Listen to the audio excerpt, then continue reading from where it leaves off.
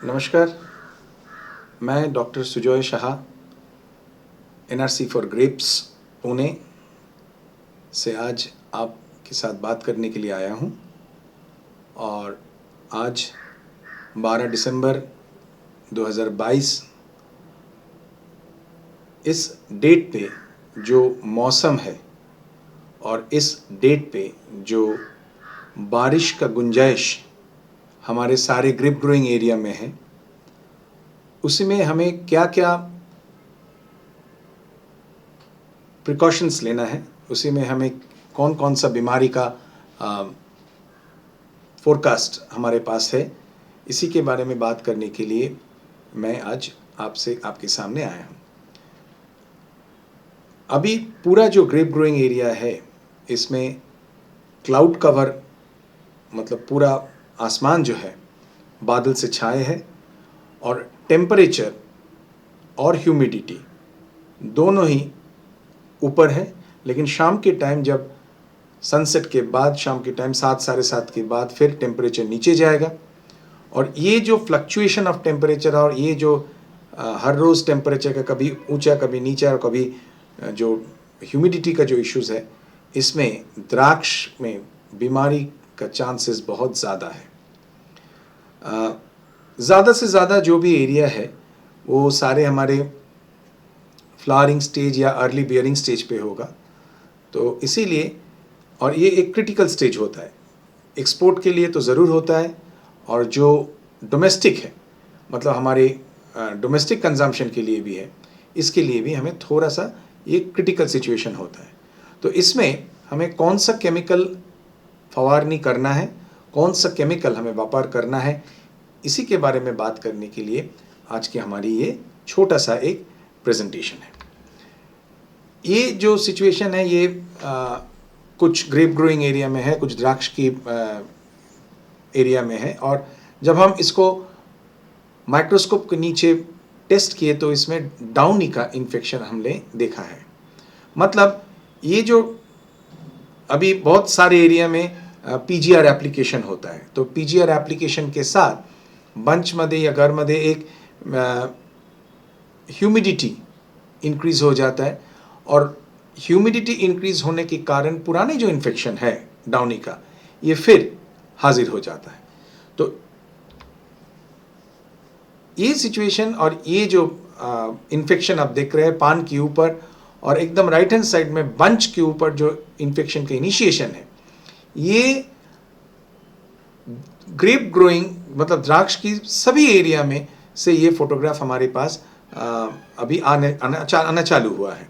क्योंकि यही स्टेज है जहाँ पे फिर री इन्फेक्शन होता है और आपके पास ह्यूमिडिटी इतना ज़्यादा है। मैंने अभी कुछ देर पहले हाइग्रोमीटर से देख रहा था कि ह्यूमिडिटी क्या है, 63% 63% to 64% ह्यूमिडिटी है, और टेम्परेचर कम से कम 30 से 31 डिग्री सेंटीग्रेड से चल रहा है। तो इस सिचुएशन में डाउनी आ सकता है। हमने कहीं जगह पे पढ़े हैं कि 80 या 90% जब तक ना हो तब तक डाउनी आएगा। लेकिन जहाँ पे पुराना इन्फेक्शन है, जहाँ पे इन्फेक्शन पहले था हमने कंट्रोल कर लिए है, वहाँ से ये इन्फेक्शन फिर चालू होने की संभावना है।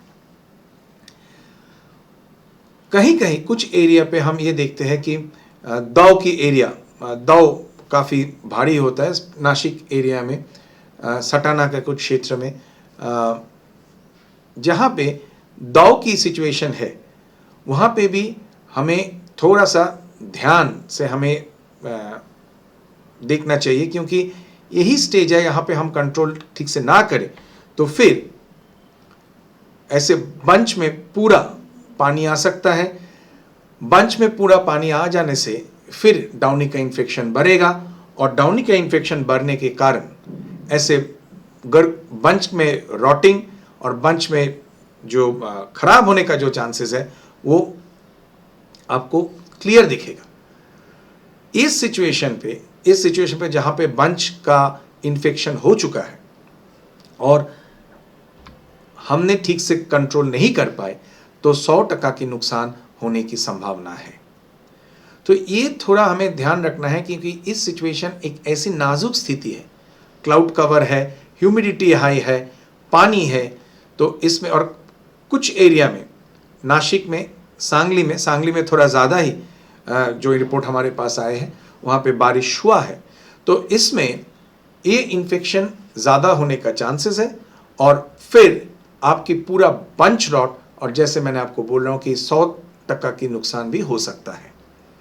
एनआरसी ग्रेप्स का हमारा ये सलाह है कि इस मौसम पे जहाँ आपकी एक्सपोर्ट की माल नहीं है, जहाँ पे डोमेस्टिक है या बेदाना के लिए आप कर रहे और आपको लगे कि पान के ऊपर हल्का पुल्का थोड़ा सा इन्फेक्शन है, तो उसको इमीडिएटली दबाना चाहिए।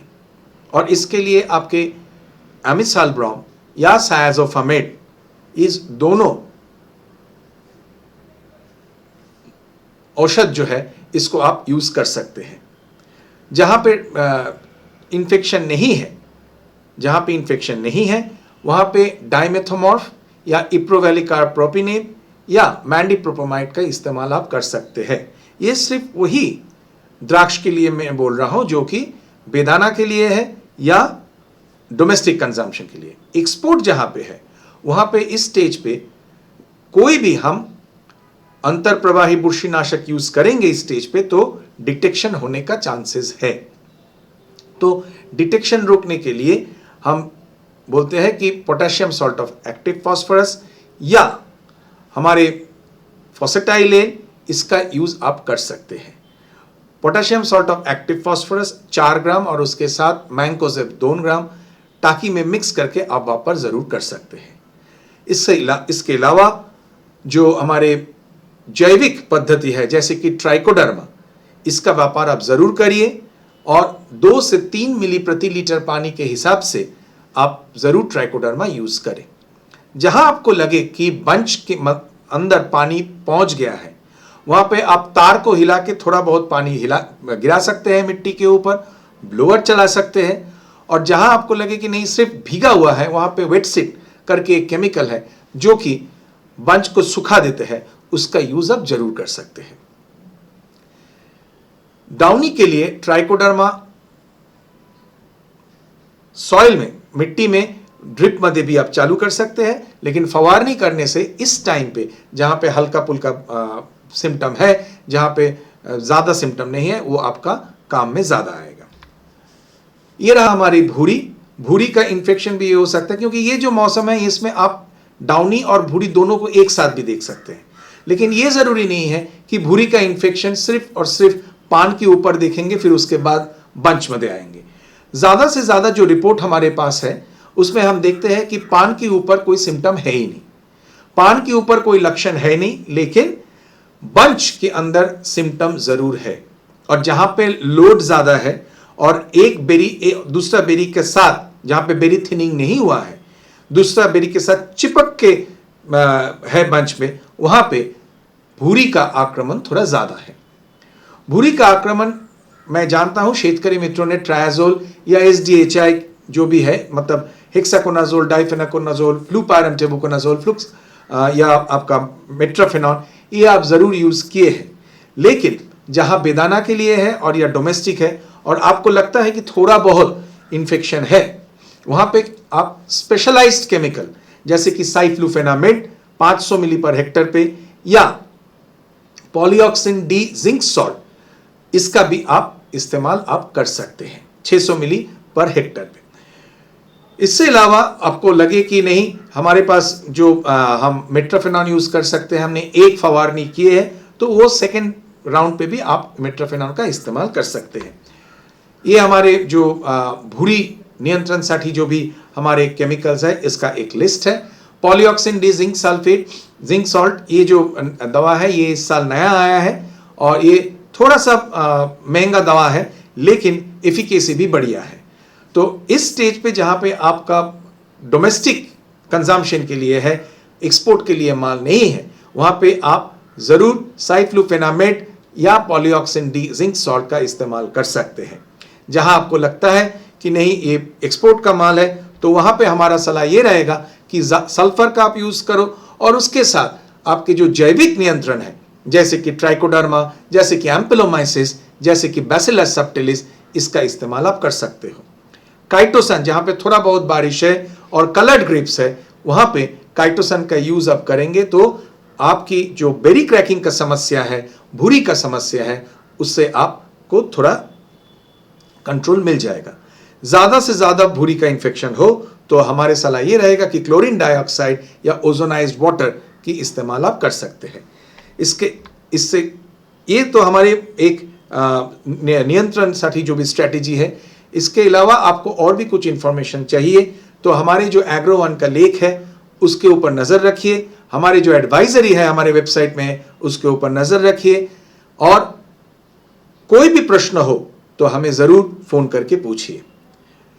कोई भी खाली पेट स्प्रे नहीं होगा, जो भी स्प्रे करेंगे उसमें हाथ और मुंह ढक के अच्छा से स्प्रे करना है, और स्प्रे करने के बाद केमिकल का जो खाली डिब्बा है वो पीने का पानी या बच्चों के हाथ से बहुत दूर रखना है। मैं आशा करता हूं हमारे जो ये मौसम है इससे हम ठीक से हमारे जो उपाय योजना है इसको आप अपनाएंगे और अच्छा पैदाश मिलेंगे। नमस्कार, जय हिंद, जय महाराष्ट्र।